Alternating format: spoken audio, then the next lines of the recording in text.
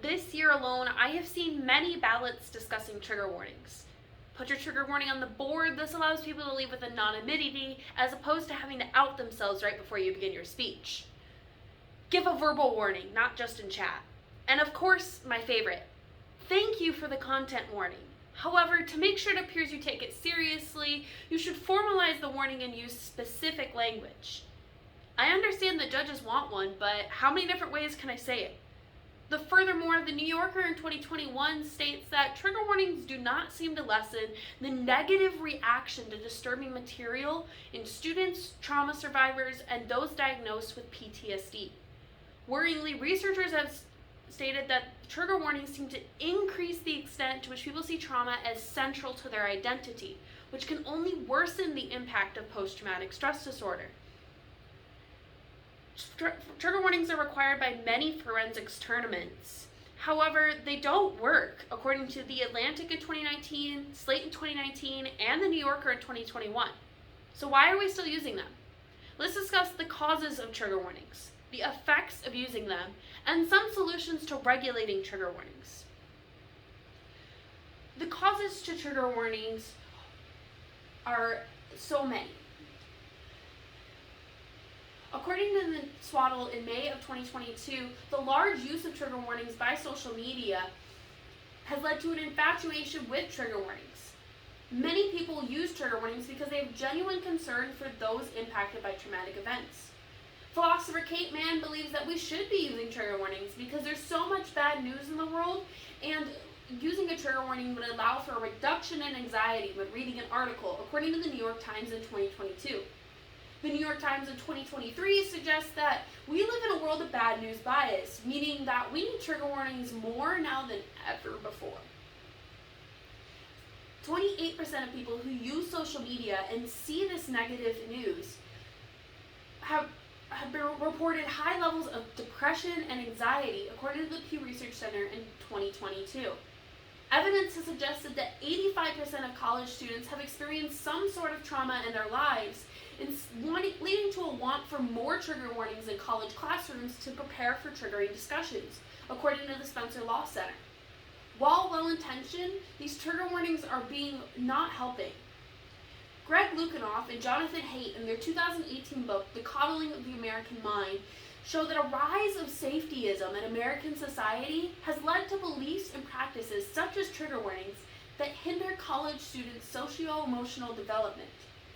COVID-19 did not help with college students' socio-emotional development, with 58% of people aged 18 to 29 reporting high levels of psychological distress, according to the Pew Research Center in December of 2022. Society has become too involved with using trigger warnings, and it's not helping people heal properly from their trauma. We continue to use trigger warnings without understanding the effects of using them. The effects of trigger warnings include how they are more harmful than helpful, and they do not allow everyone in forensics to participate. Trigger warnings have been proven not useful for a number of different reasons. Peyton Jones, a clinical psychologist, states that by saying trigger warning, you are giving somebody more anxiety than by not saying trigger warning at all in 2019. Jones also stated that people tend to see a trigger warning and go through with their task anyways. For example, if you were triggered by sexual assault, saw an article on sexual assault, and then continued to read the article after seeing the trigger warning. Psychologist Richard McNally in 2022 states that if you want a trigger warning, then you should seek treatment for PTSD, including gradual systemic exposure to traumatic events until their capacity to trigger distress decreases. Trigger warnings do not help people heal properly from their trauma and instead encourage them to shy away from their past. Trigger warnings affect us in forensics by who is allowed to use them and who is allowed to follow them. According to nationalspeechanddebate.org, there are three main reasons why you should join speech and debate. Gain academic standing, get over your fear of public speaking, and use your voice to change the world. We cover so many heavy topics in forensics because it gives us a voice.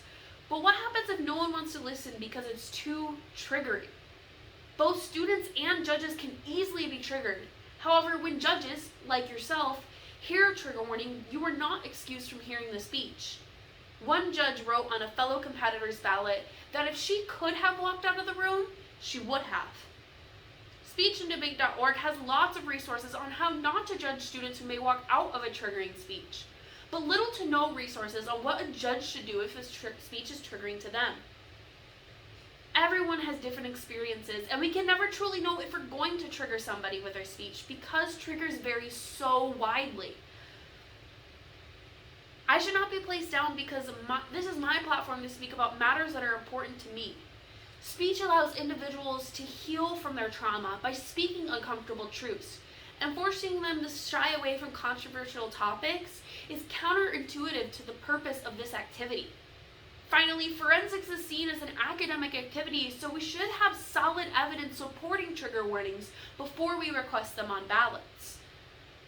Overall, trigger warnings have been proven more harmful than helpful, and they do not allow an escape for judges. Moving to some solutions, trigger warnings are not helping traumatized students, and we need to find a way to regulate them. There are two possible solutions to trigger warnings. First, use a system of trauma-informed care, or TIC, to properly heal from trauma. And second, to find a way to regulate trigger warnings in forensics. According to Dr. Shannon Taylor in 2021, research has indicated that the best way to properly heal from trauma is to use a system of trauma-informed care in order to minimize the likelihood of re-traumatization.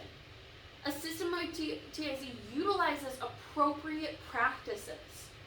Trauma-informed care acknowledges the need to understand a patient's life experiences in order to deliver effective care, and has the potential to increase patient engagement, treatment adherence, and health outcomes, according to the Center for Healthcare Strategies.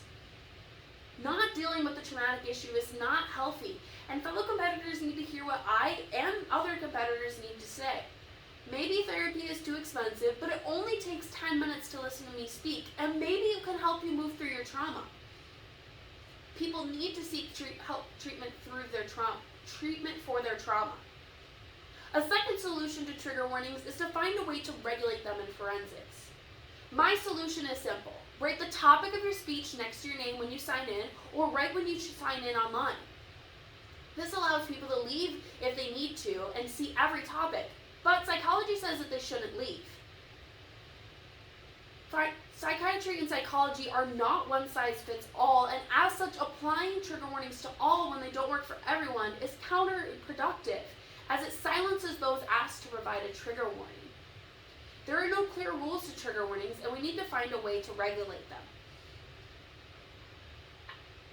If we didn't want to trigger other students with our speeches, we should move to completely asynchronous tournaments where we don't see other performances.